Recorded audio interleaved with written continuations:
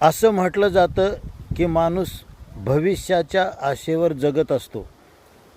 म्हणजे जे भविष्य आपल्याला माहीत नाही ते आहे किंवा नाही किंवा कसं आहे हे काहीही माहीत नाही, तरी त्या आशेवर माणूस जगत असतो. हा स्वतःशीच केलेला फार मोठा धोका नाही का?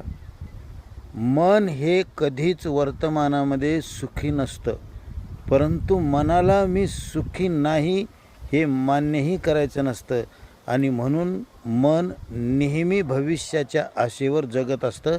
आणि मी भविष्यामध्ये खूप मला चांगले दिवस येणार आहेत, मी मोठा माणूस होणार आहे वगैरे गोष्टी स्वप्न बाळगून त्या स्वप्नावर मन जगत असतं. कारण मनच स्वतःची कल्पना आहे आणि म्हणून भविष्यामध्ये ते कल्पनेचे मनोरे रचतं. तर अशा प्रकारे आपल्याच मनाच्या धोक्यामध्ये आपण कधी यायचं नसतं.